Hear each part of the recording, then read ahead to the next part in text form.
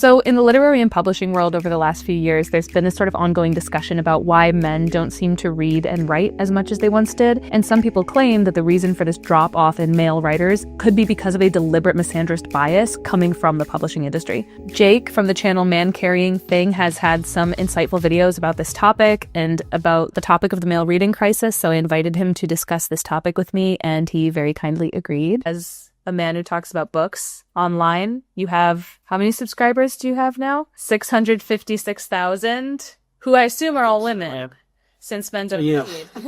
Popular articles have titles like "The Vanishing White Male Writer," "Why Don't Straight Men Read Novels," and "How Women Conquered the World of Fiction." In 2022, Joyce Carol Oates said, quote, "A friend who is a literary agent told me that he cannot even get editors to read first novels by young white male writers," close quote. A new independent publishing house that just opened called Conduit Books will focus on publishing stories by and for men, hoping to publish books that they claim are overlooked by traditional publishing houses in favor of publishing female authors. And when you consider that 71.3% of the people who work in the publishing industry are cis women, you do start to wonder if these articles could have a point. Is there some sort of conspiratorial bias against men in the publishing industry? Is that why it seems like Ernest Hemingway's and David Foster Wallace's have been replaced by Sally Rooney's and Otessa Moshfe's? R.F. Kuang, the author of Yellowface, made the point that the question isn't who can write what, because you can express yourself creatively however you feel. The question is who gets paid to write what. Because ultimately the publishing industry is a business, and when it comes to the great American novel type of book, the contemporary literary fiction, mostly women are reading those books.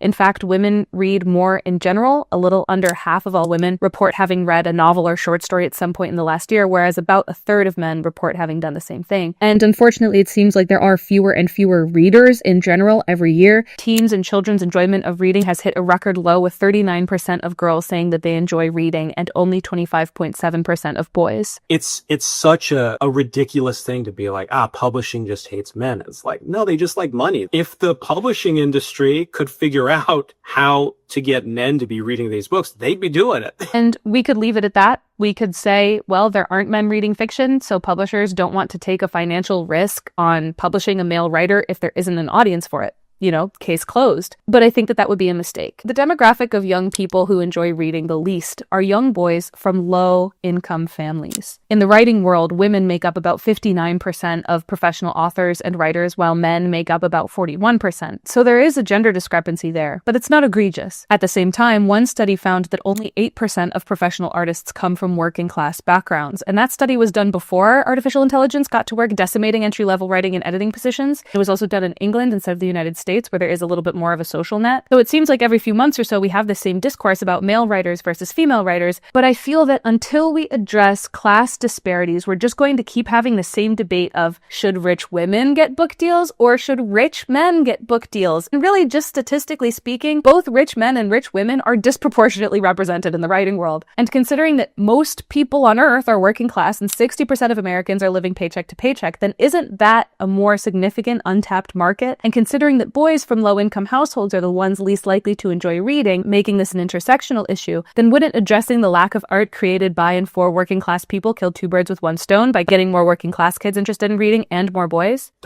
Reading is a luxury, you know? When you're exhausted and tired, it takes a lot of effort to sit down and focus on a book, unless you've been doing it for a long time, you're just used to doing that and your brain jumps into it. But for most people, they see it as extra work. Nowadays, I see people who, they're working constantly and exhausted, and they don't even have time to sit and watch a movie they want to watch. All I can do right now is sit and scroll on my phone. Whenever there's like a huge explosion in the middle class, or, the way people are living is improving and everything like that, then there's huge growth in art. I think that the less time we have, the less art we're making overall, Historically, novels have been considered feminine since their impetus. In the 18th and 19th centuries, when novel writing became more popular and we had stars like Jane Austen and Charlotte Bronte, fiction writing was considered feminine. And as a result, it was also considered vapid and frivolous, even if these authors were writing about very complex political and economic themes. Same time when novel writing was considered very feminine, do you know what was considered like the very masculine counterpart?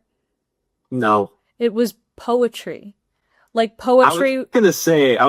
Yeah. So this discourse of whether or not writing a novel is macho or girly pop has been around for as long as novels have been around. And we'll address it. Like, I want to get into that discussion in this video of why there are so many women who are writers and why there are so many women in the publishing industry, and if I think that there could be a bias against men. But I worry that on a macro level, what's going on here is that there are greater societal factors at play working to diminish the value of art in general, and we're using women as a scapegoat, when what we really should be doing as writers and readers is finding a greater sense of unity and defending the value of our craft together. Artificial intelligence still can't write as well as the best human writers, but it is nonetheless being used to diminish and belittle our work as writers, being used as a justification to pay us less or for fewer hours. The United States has very few safety nets compared to other countries, such as public healthcare, affordable housing, and art subsidies, which are necessary for people eschewing the arts who often get paid per project and go through periods of feast or famine financially. Many people, including teens, are addicted to social media because social media companies have been allowed to hardwire their algorithms to promote becoming addicted with little to no government regulation. On top of all of that, you have these famous images of masculinity, such as the president and podcasters who don't read or who promote an active hostility toward reading. A journalist named Michael Wolff, who wrote about the Trump White House in a book called Fire and Fury, shared that when he was observing Trump didn't read or even skim documents directly related to his job as president of the United States. The journalist also wrote, quote, "Some believed that for all practical purposes, Trump was no more than semi-literate." Close quote. So it makes sense that there would be fewer people reading in general, and I think that's a serious problem. But I also feel that blaming misandrist women in the publishing industry is kind of missing the mark and neglecting to mention larger, and I would argue more important, factors at play in the downturn of people writing and reading in general. There's just so much energy and frustration that the right is able to capture this kind of fear that things are getting worse, everything's getting worse, there aren't really any solutions anywhere. But we have these guys telling us that women hate us, the world is out against us men, we have it worse than everyone else. And that's a very convincing, it feels good to be like, well, that's the problem, Mm-hmm. That said, more people reading, male or female or somewhere in between, is better. Reading fiction makes you more intelligent, more empathetic, and even improves your social skills. So if there are men expressing that they feel alienated from that world, I'm willing to examine that possibility and see what we can do about it. One thing that I love about writing and reading is that it is a solitary thing and is accessible to anyone, and anyone can write a book. You don't need a production budget. You don't need a crew of people making a film. You can just go and write it. So just last month I turned 30, so I'm getting a little bit older. My parents are getting a little bit older. And that sort of experience definitely gets you to reflect on your health and your well-being. And it gets you thinking about how you can prioritize your health. But I worry about doctors accepting my insurance, and I worry about the experience being cost prohibitive. Sometimes, depending on what type of doctor I want to see, I don't know how to find a specialist who is in my network. But my sponsor, ZocDoc, is a free website where you can search and compare high-quality, in-network doctors, choose the right one for your needs, and click to instantly book an appointment. They also have in-network appointments with more than 100,000 healthcare providers across nearly every specialty, from mental health to dental health, eye care to skincare, and much more. You can filter your search for doctors who take your insurance, are located nearby, and who feel like a good fit for your medical needs. You can also find doctors who are highly rated by verified patients. I'm going to the United States again soon, and I wanted to see if there was a dentist in my network available who would see me. So I filled in my information on ZocDoc, and I booked a dentist appointment. I was surprised by how easy it was and how quickly I was able to find somebody. And I was able to find an appointment with a dentist in my network that was just a few days out. On ZocDoc, you can also view appointment openings, choose a time that works for you, and click to instantly book a visit. And ZocDoc appointments happen fast, typically within just 24 to 72 hours of booking. And sometimes you can even find same-day appointments. You don't even have to talk to anyone, just book with a few clicks. So stop putting off those doctor's appointments and go to ZocDoc.com/Siobhan Breyer or click the link in the description to find and instantly book a top-rated doctor today. Thank you again, ZocDoc, for sponsoring this video. Part 1.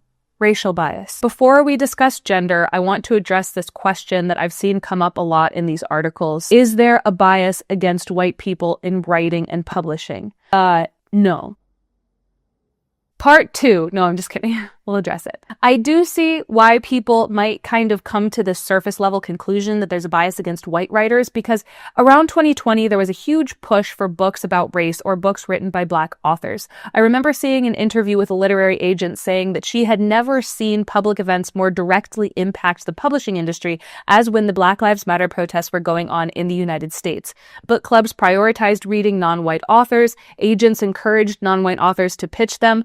Books like How to Be an Anti-Racist, So You Want to Talk About Race, White Fragility, and Me and White Supremacy were very popular. There was also a lot of discussion in the fiction world about whether or not it is appropriate for novelists to write stories about characters of different races. That discussion was largely brought about by The Backlash Against American Dirt by Janine Cummins. So although over 75% of the people working in the publishing industry are white, there were many initiatives such as the hashtag Own Voices movement, which pushed for books written by people writing characters of the same demographics as themselves. Another experience I had while querying my novel was that I would go into a certain publishing company's website and it would say, "We are not accepting any queries this month from white authors," or "We encourage LGBTQ plus authors to query us in honor of Pride Month," things like that. The publishing industry definitely skews left politically. So I can understand why seeing that could leave some white people feeling as if being white could hold them back from being an author. But if we zoom out and look at the numbers, the claim that white people are being discriminated against in the publishing industry just doesn't hold up. In 2021, Penguin Random House did an internal audit and found that their authors still, quote, skew heavily white. Also, a statistical analysis by the New York Times in the end of 2020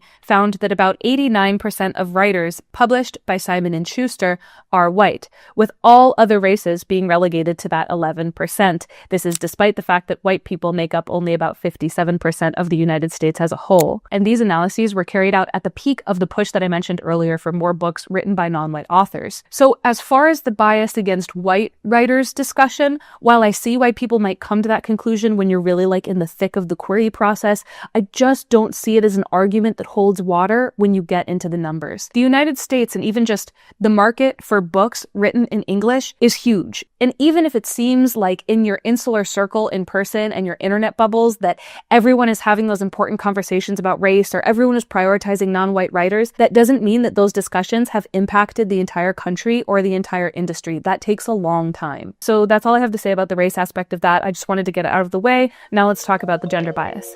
Part 2, systemic versus cultural bias. For the sake of this video, we're going to split gender biases into two types: systemic biases and cultural biases. By systemic biases, I mean systemic forces like laws or institutions that place people in certain categories and roles and act to keep them there, in this case on the basis of their gender. Biases of social systems can be much slower to change. Up until 1974, women couldn't get a credit card or loan without a male cosigner. Up until the 1990s, women of childbearing potential were excluded from medical clinical trials, meaning there's still a lot we don't know about how certain drugs or behaviors affect the female body. The Equal Rights Amendment, which prohibited discrimination on the basis of sex, was actually just never passed. All of these structural biases were still in place, even when social opinion didn't necessarily align with these structural biases, but it takes a long time to change the law. By cultural biases, I mean the opinions of a person or their insular cultural group that hasn't necessarily boiled over into laws or institutional changes. These cultural biases are insidious and powerful, but they can also be more fickle. Especially now that many social groups are online, one nefarious social media campaign against a certain race or group can increase cultural biases against them very quickly. That said, cultural biases do tend to align with systemic biases. If the state is oppressing a certain group, then that same group typically might find themselves oppressed or alienated in a social context. But I wouldn't argue that cultural biases always align with systemic biases. I say that because every one of us is a member of many different cultures, and those cultures can all influence us in different ways. The country that you're from with its systemic laws is just one of the many cultural influences on your behavior and opinions. Your university might have a different culture than your nation, and thus it might have different biases than the systemic bias in place in your country. Your group of friends might have a different culture from your university. A workplace is a culture. A family is a culture. Even a married couple forms their own culture. In 2016, Trump won the Electoral College and became the representative of the American government. And there was no systemic bias, no laws against people with conservative opinions or people who wore MAGA hats. But if you came to my university in 2016, where me and my group of friends all loved Bernie, then we would have had a pretty strong cultural bias against you if you were conservative. And that's what I mean when I say the biases of insular, social, cultural groups doesn't always align with the biases of the system as a whole. In conversations that I've seen about whether or not publishing has a bias against men, I do sense a reluctance to say that a bias is even possible, let alone existent. And I understand that reluctance because I think that people tend to conflate systemic bias and cultural bias, and thus think that the existence of a bias against men in one cultural group, in this case in the publishing industry, would invalidate the existence of a systemic bias against women. But I would argue that that's a false conflation. People say things like this all the time. Women aren't oppressed. My dad did all of the household chores. And you can say, well, a systemic bias against mothers as breadwinners could still exist, even if that wasn't the cultural bias of your household. Publishing could feasibly have a bias in favor of female authors. That wouldn't erase the existence of a systemic bias or even other cultural biases against those same female authors as soon as they step outside the writing and publishing world. I'll give an example to illustrate what I'm talking about. Let's say that I get a publishing deal. My book is called Men Are Trash, and I got a 7-figure advance. The book isn't good, but I got a book deal anyway because I'm a woman and because the subject matter followed a cultural trend. I could still be subject to systemic bias on the basis of my gender. And sometimes people claim that systemic biases against women no longer exist or systemic gender biases are no longer in place. But let's have some examples. Let's say I pick up my check from my book advance, and that night I go out to celebrate and, God forbid, I get assaulted. I bring it to court, but the judge who oversees my case was accused of sexual assault or sexual harassment himself, like 2 sitting Supreme Court justices of the United States right now. So he sympathizes with the person who assaulted me and acquits him. Or let's say I get pregnant, but the pregnancy isn't viable. Or I live in a state where it still isn't legal to abort, and so I have to wait for the fetus to die, and the experience not only leaves me physically and mentally destroyed, but also in significant financial debt due to high prices in the medical system. Now my advance is gone. Or let's say that due to all this mental strife, I develop a chronic condition that causes me constant pain, but I keep getting misdiagnosed. Or there isn't medication for my condition due to a historical tendency to not include women in clinical trials, and so I have trouble even finishing my book even though I've already gotten the advance. And I'm not saying that things like chronic pain and sexual assault don't happen to men, not at all. But I am pointing out that the existence of a bias in one cultural group, maybe like publishing, doesn't erase other cultural or systemic biases. Part 3. Okay. We get it, but what is the cultural bias of the publishing industry?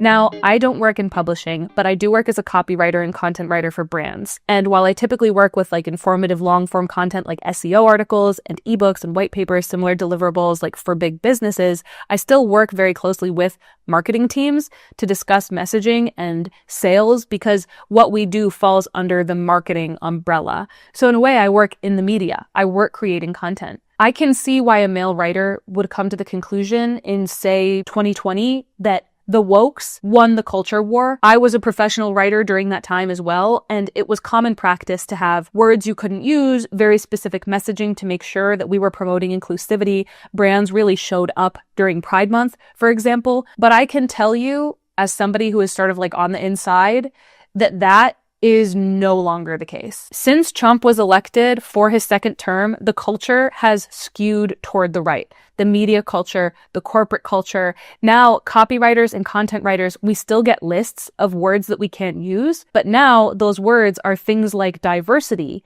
and race and other concepts that are designed to be excluded so that we don't upset people on the right. So while maybe there were specific niche circles that were male at some point, I would say that now there is a strong cultural push toward tradition. It might just take the print industry a little time to catch up sometimes, but historically when this has happened, some star, macho novelist comes into the picture and fills that gap and proves that there was never really a bias to begin with. I mean, I'm sure the publishing industry right now is scrambling for whoever would be the next David Foster Wallace, yeah. Yeah, exactly, David Foster Wallace. But again, the existence of a cultural bias in specific liberal literary circles doesn't mean that systemic bias disappears. It's definitely true that many American subcultures became noticeably more leftist around the pandemic, but I would urge us against an overcorrection toward the right. I want things to become better with time, not worse, when it comes to gender. While it might appear like these issues are distant, there are still many women in poor or extremely religious parts of the United States and all over the world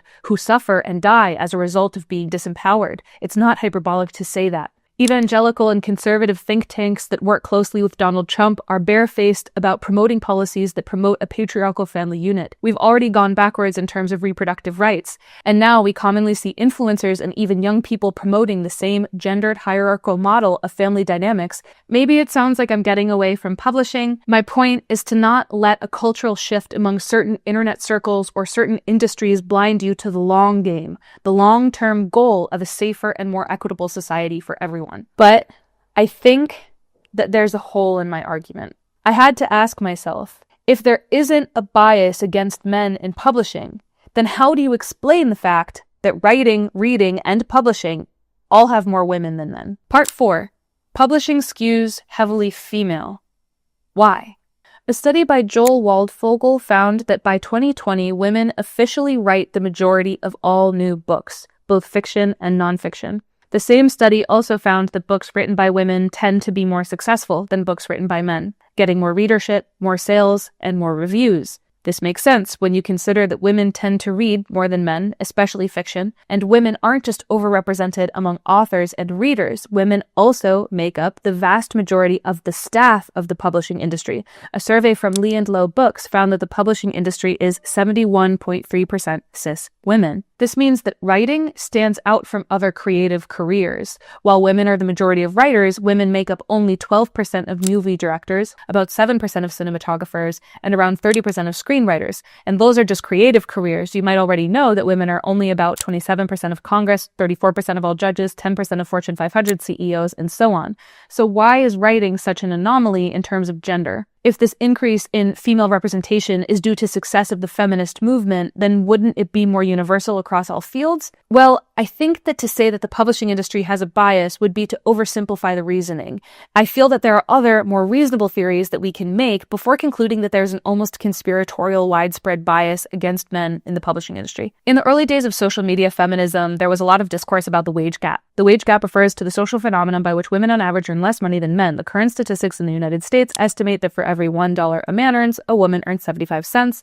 The wage gap is larger in states that have more traditional gender roles and higher birth rates, with a woman in Utah earning about 61 cents for every dollar a man earns. In the feminist wage gap discourse, a lot of people attributed this discrepancy to societal bias, the idea that employers value women less, so they pay them less for the same work. There's also the idea that jobs that are seen as more feminine tend to offer lower salaries, with one famous example being that computer programming used to be considered a feminine job, and it was pretty low pay until after World War II, governments recognized the value in computation, code writing, and code breaking, and made an intentional and documented effort to push women out of the field. And now it's a field that is 92% male, and salaries tend to be pretty high right now. But if we're going to explain the wage gap by saying that there is an overt bias against women in feminine jobs, I want you to first look at this graph. This is how much your earnings are impacted by having a child. As you can see, the man's earnings are impacted a little or not at all, while the woman's earnings drop significantly when she has her first baby. This is a chart of the career earnings of women without kids and women with kids. As you can see, the woman who didn't have kids has a steady incline in her earnings, but the woman who did choose to have children saw a significant decrease in her earnings when she had her first baby,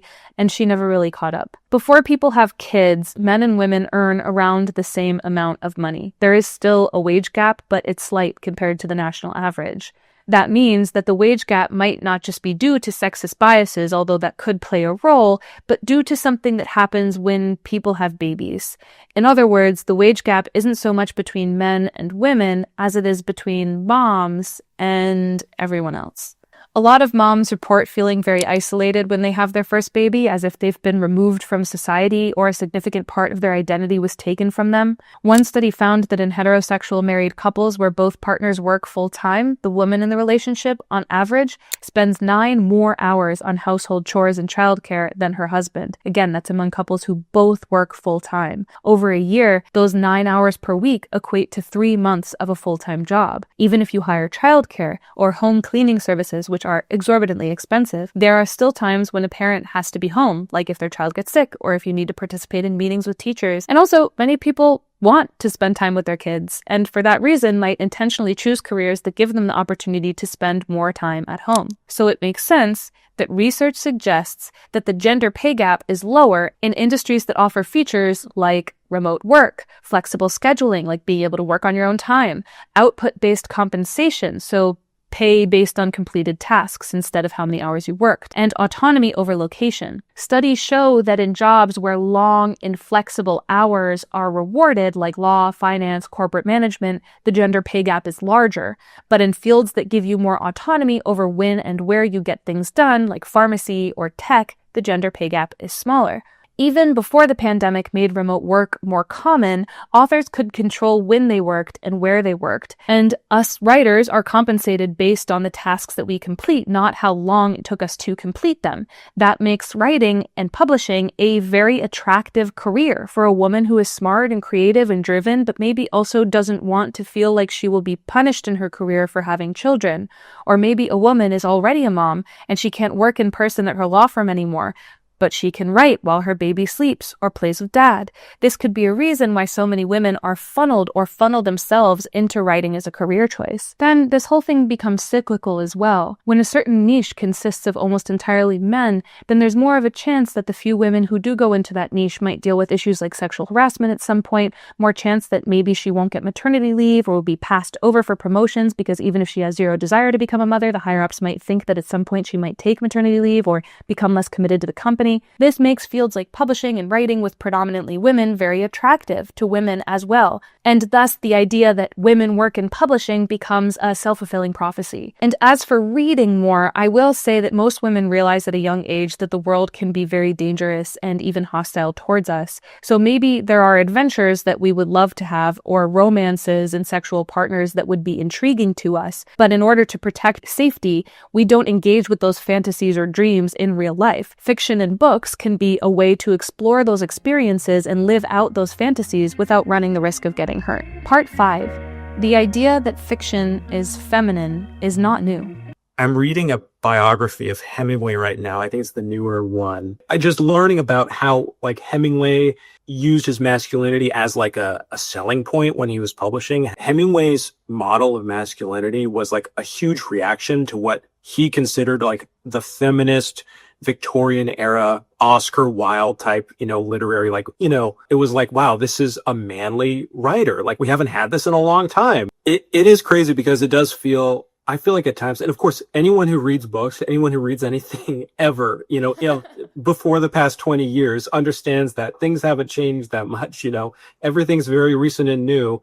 And in a lot of ways, we're still holding on to old Victorian era values as we're living through AI and everything. So it's it just explains so much when you think about man, yeah, of course everyone's freaking out. Of course, guys aren't reading because they feel like they have to be productive, because guys feel like they have to earn enough to support a whole family, and 10 kids, and it's we're holding on to these cultural values that are, because of technology and how fast everything's moving, irrelevant, that don't matter, that have changed completely, and the script has flipped and everything. So, yeah, it makes sense why everyone's gone insane. I mentioned earlier, novel writing pretty much since it existed was considered pretty feminine. The masculine alternative was poetry. At the time, poetry was considered the highest literary form, requiring intellect, discipline, and control, and thus it was more suited for men. And we can laugh now at how silly those gender roles were back then, because now poetry is considered more feminine, but we still do this. We separate people into different creative pursuits in accordance with their gender. It's not that men are not writing or that they aren't creative. I know plenty of remarkably talented male writers who are video game writers or screenwriters, or who write hip-hop, which is a form of modern-day poetry. And just because they aren't writing books, that doesn't mean that they aren't writers and that their work is any less valuable. Because especially as a writer myself, I still hate to see fiction writing belittled, and I wouldn't want to see men pushed out of the field because they could be mocked for it. But a lot of the time, the mocking of men who read or write is not coming from women. In fact, I'll talk a little bit more later about how women as a whole love men who read. A lot of it is coming from the extreme misogynistic right. On the extreme misogynistic right, we see these ideas of hustle culture and anti-intellectualism, dismissing reading and writing as a waste of time. One tweet from famous human trafficker Andrew Tate reads, "Reading books is for losers who are afraid to learn from life, so they try to learn from the life others have lived. But you never really learn unless you lived it. You must feel it to believe it. Books are a total waste of time, education for cowards." Famed crypto fraudster Sam Bankman-Fried also said, quote, "I would never read a book," close quote.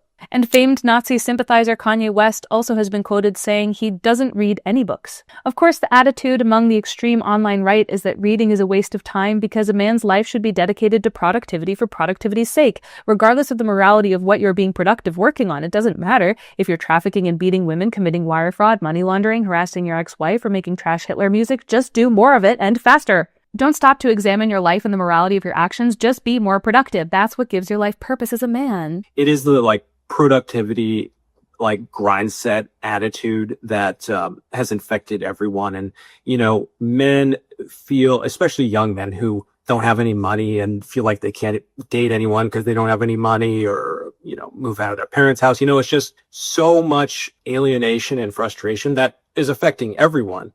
But I think that men are watching media and all the voices, the prominent voices out there are talking about, why are you wasting time reading a book? Why are you doing this? You need to be working out. You need to be bettering yourself. And anything that you do needs to be in the process of bettering yourself or making more money or something like that. And reading fiction, especially, where's the value there? Every time I go back to the United States, it takes, and I always tell myself I'm not going to do it. It always takes me 2.5, 3 weeks before I start feeling like I need to be more productive. I need to be making more money. I need to be spending more money. And it is crazy, this brain worm. And I can kind of feel bad, feel shameful about that. But in reality, in the United States, it makes a lot of sense. You do need money. You do need a lot of money to be able to even just get basic medical care, and not just a little bit of money, a lot of money to be able to pay for rent, pay for education, pay for food. Fuck, groceries are so expensive. And so I can't blame people for feeling they need to be productive all the time, but I don't think that will give you the answers that you're looking for. Whereas art will. Art will give you these answers to sort of existential dread that you're looking for. Still, many of the articles that claim that there is misandry in the publishing industry don't point to the extreme right, but rather to the culture on the left when deciding where to place the blame for a decline in male writers and readers. In his article, The Vanishing White Male Writer, Jacob Savage writes, quote, "All those attacks on the lit bro, the mockery of male literary ambition, exemplified by the sudden cultural banishment of David Foster Wallace, have had a powerfully chilling effect. Unwilling to portray themselves as victims, cringe, politically wrong, or as aggressors, toxic masculinity, unable to assume the authentic voices of others, appropriation, younger white men are no longer capable of describing the world around them," close quote. To be fair, I have seen mocking on the left of men, even specifically sometimes male writers. A famous Twitter account mocked The Guy in Your MFA and actually went on to become a book of its own. A recent article in Dazed listed red flag books and proceeded to tell women to run from any man that reads young adult fiction or Lolita or Clockwork Orange. A recent video criticized Anthony Bourdain, a travel writer and chef who normalized sitting and breaking bread with colonized people for, quote, breaking how a generation of men eat.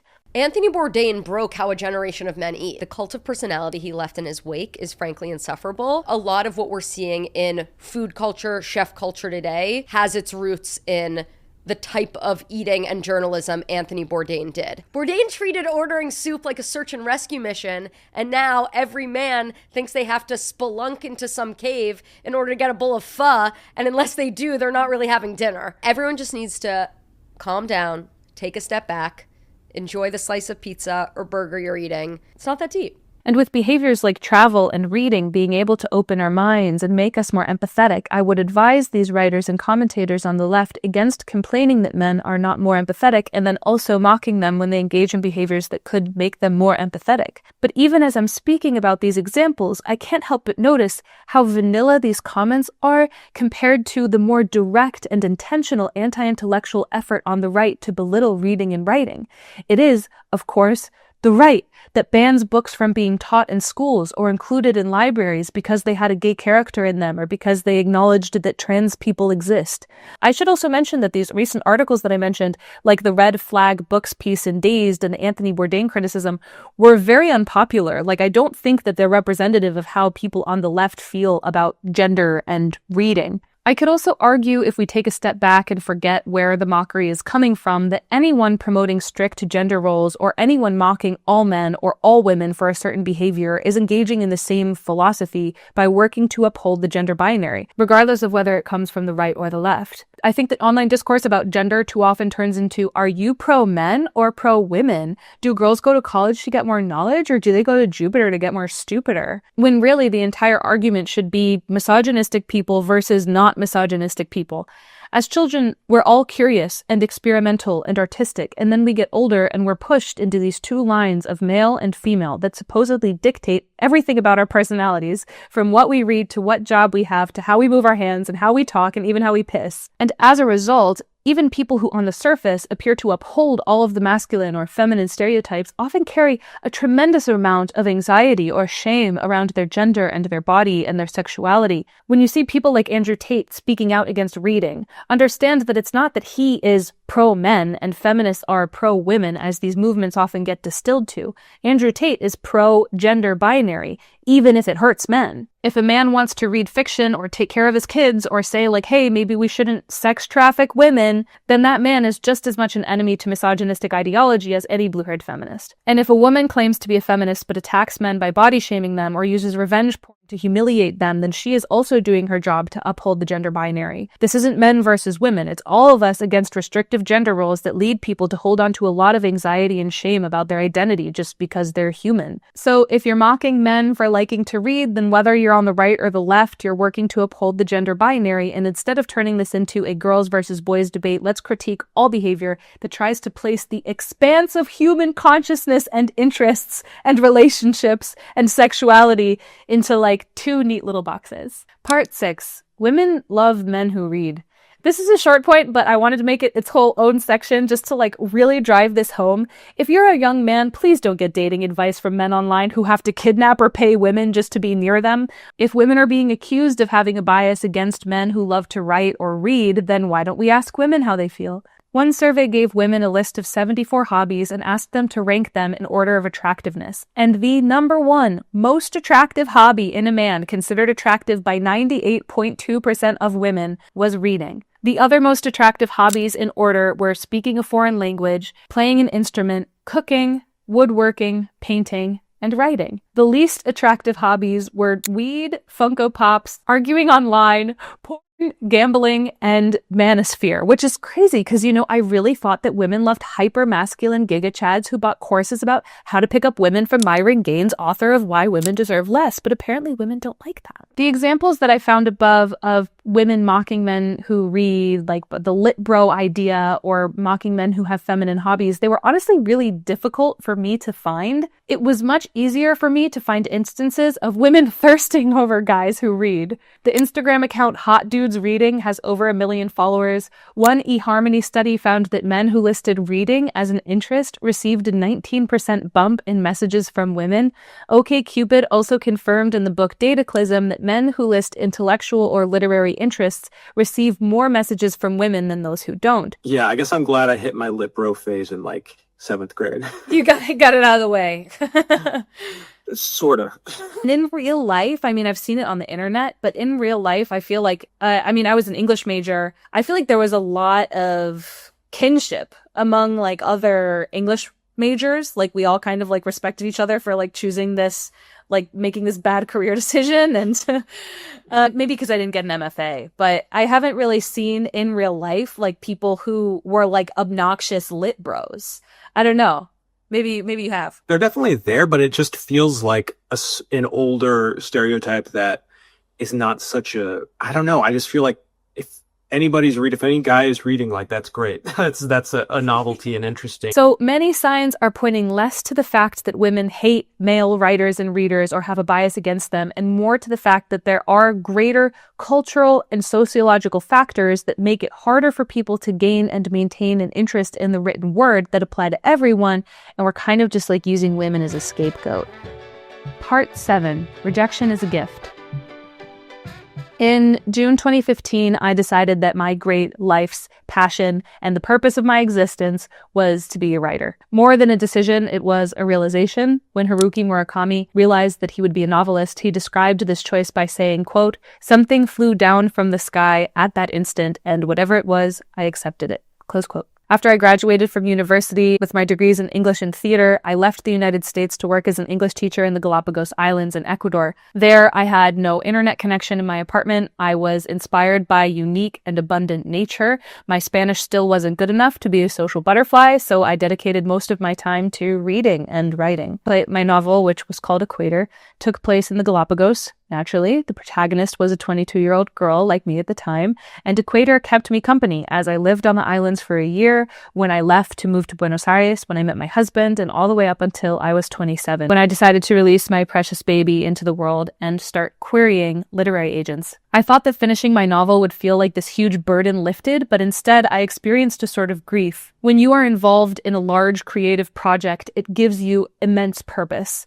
Your life starts to revolve around this one work of art. Everything that happens to you becomes simply fodder for story ideas. In that way, writing a novel is intensely personal, and the query process is set up so that you have to go through this intensely personal experience of writing and finishing a novel before you can send it to publishers. Contrast this with nonfiction. If you have an idea for a nonfiction book, then you write a book proposal, which doesn't require a complete manuscript, and you submit that proposal to literary agents. So if your idea is trash, they let you know before you write the book. But if you want to publish a novel, you have to write it first, which often takes years for a first-time writer with a day job, and then you can start reaching out to literary agents. So by the time you start to query agents, you've already invested your heart and soul into this project. The novel, in a way, is you. It contains your most intimate thoughts and fears. Like, it's a vulnerable thing to hand over to a stranger. Over the course of querying from the ages of 27 to 29, I got a lot of rejections. I stopped counting exactly how many, but there was one that really stung. The agent of a well-known book that many of you might have read was interested in Equator after I sent him my query letter, which put me on cloud nine, and in a classic rookie mistake, I told everyone I knew about his interest in my query letter before he even read the book. Then, when he did read the manuscript and responded to me, he didn't just tell me that he wasn't a good fit for my book. He told me that he couldn't even finish chapter 1 because it was so flawed. And I would love to tell you that this just rolled off my back, but I was devastated by this rejection. This isn't like an inspiring comeback kid story. I ultimately agreed with a lot of the agent's criticism, and in the end, I decided to not publish Equator. I figured my efforts would be better spent either writing the next novel or sharing writing on my blog or on YouTube, and that's how I ended up here. And I wanted to include this story so that you know that I'm not coming into this discussion with a holier-than-thou perspective. If you have felt rejected or isolated by the publishing industry, I empathize with that feeling, and I'm not going to criticize anyone for feeling that way or trivialize your frustrations, because I know how it feels to give everything you had to a project just to be rejected. And it sucks. I understand feeling that sting and wanting to find some scapegoat, and I understand how tempting it is to point to a scapegoat, especially when there are articles or think pieces claiming that the reason for your failure is women. However, it's important to understand that failure is one of life's greatest gifts, and protecting yourself from the sting of failure with your own emotional avoidance is like taking that gift and throwing it into a fire before you open it. If you blame your personal failures on minorities or women or Sally Rooney or even just successful people, then the only person you are hurting is yourself, because you're missing the chance to reflect on why this project failed and what you can do better next time. Because if I'm being honest with myself, when I went back to read my novel, it just wasn't great. Like, it wasn't as great as it would have needed to be some like fantastic success as a debut novel.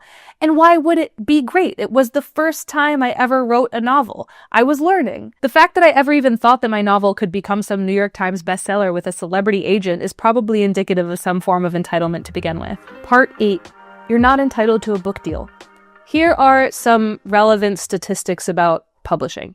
Every year, around 3 million new books are published. Of those, only 500,000 are published through traditional publishing houses. So only about 16% of books written get traditionally published, and that's not even counting all the books like mine that were written but never published like in any capacity. If you do publish your book, or if somebody published your book, there is a less than 1% chance that it will be stocked in bookstores. And if you do get into bookstores, only 32% of book sales are new titles, not new authors, new titles.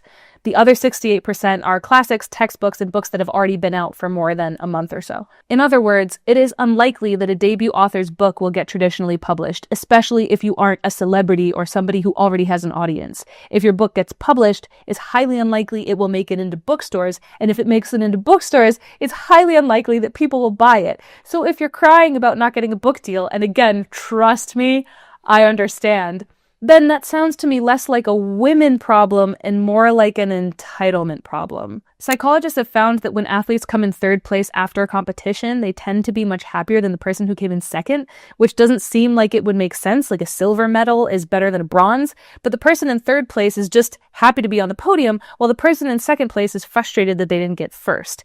The person in second is left feeling like they could have done one thing differently and been in first place. It's the same reason that the person who misses a flight by 30 seconds is much more upset than the person who missed it by 3 hours. And I bring it up because I think that you see this mentality among a lot of privileged people, especially these predominantly white North American, coastal, educated, upper middle class groups who are very well represented in publishing and MFA programs. These groups are not Nepo babies. Maybe both of your parents were successful engineers and they gave you a great suburban lifestyle, but they can't guarantee you a book deal or a modeling contract or a Broadway role the same way that they could if they were like the 1%. The people in these privileged but not Nepo babies groups didn't grow up with that golden ticket to artistic stardom, but the trap is that they grow up close enough to the Nepo babies to think that goals like fame and fortune are reasonable goals instead of what they really are, which are statistical improbabilities for the average person. Whereas if you have a more normal background, these goals are also statistical improbabilities, but you might at least recognize them as such. You see this with a lot of college admissions. If someone grows up with a more average financial background or in a very small town or outside of the United States or with parents who didn't go to university and that same person got waitlisted at Harvard, maybe they're the only person in their circle who ever even applied to Harvard and they could be thrilled. Meanwhile, a kid who grew up in Manhattan and went to boarding school is like sobbing, crying about getting the same result and saying, but I deserved it. I worked so hard. And you kind of want to tell them, I can see that this pain is like very real for you. But just statistically speaking, most people don't get into Harvard, so maybe the issue isn't that you didn't get in, but that you thought that you deserved it in the first place. And although these people, especially young people, have a lot of privileges, I also think that that is not a good position to be in terms of mental health, to grow up feeling entitled to something that percentage-wise essentially nobody gets. So for some people like this, writing your first novel and not getting a publishing deal feels like a massive failure, instead of what it really is, which is just what was most likely to happen. And I do think that a lot of the people who are writing these articles to complain about not getting book deals come from these privileged but not Nepo groups that I'm describing. Because while many articles are trying to turn this into a culture war by blaming women for taking more spots in the publishing industry, there is little to no mention in any of these articles of the fact that most of the people who find success in the arts and take those positions from you are people who come from wealth. I mentioned earlier that one study that found that only 8% of UK artists come from a working class background. Another study found that with every $10,000 more that a family earns, the odds increase 2% that a child from that family will go into an artistic field, meaning that someone from a family worth $1 million is 10 times more likely to become an artist than someone from a family worth $100,000. In the article, The Vanishing White Male Writer, we find a quote from an anonymous literary agent who says, quote, "I think it's harder for white men, in part because I don't know the editors who are open to hearing the story of a sort of middle to upper middle class white male experience, close quote. I think that mentioning class in that quote was a mistake. Like, if you're bothered that white men aren't getting as many book deals, then say that and we can discuss it as we've been doing in this video. But don't try to shoehorn class consciousness into this conversation when only 8% of artists are from the working class. Like, doesn't that seem like a discrepancy? The vast majority of the world population is working class, and yet only a fraction of artists are. If we want to improve the quality of the artistic canon and get better art in the world, then wouldn't it first make sense to address that major bias before we address a much smaller gender discrepancy? I wish I saw as much discussion about how to include artists from humble families into the creative industries as I do about how men are being passed over. The new publishing company that only publishes books by men that I mentioned earlier, Conduit Books, they have said in press releases that they encourage men from working class backgrounds to apply, which I think is a step in the right direction. But did you know that women also sometimes come from working class backgrounds? And their odds are also unfair? And again, I do believe that a lot of the people writing these articles claiming that men don't get book deals come from these privileged environments, because when I read some of these articles, I can't help but hear some resentment and entitlement. In the article, The War on White Male Fiction Writers, Lou Aguilar, who jump scare has the same last name as me, Are you my cousin? writes, quote, I tried to get my fiction to any of the big 5 publishers, but never got to the plate. The few major agents who read it liked my writing, but not my white face, even with a Latin shade, close quote. Okay, so I looked it up, and Lou Aguilar was born in Cuba. That means that the New York Times Book Review would actually consider him an author of color, not a white author. So it sounds to me like he's picking up this lance for white people in the publishing industry who wouldn't even consider him to be one of them anyway. But I digress. He continues, quote, 2 agents told me so in more diplomatic terms. Even though my second book, Paper Tigers, listen to this, I love this.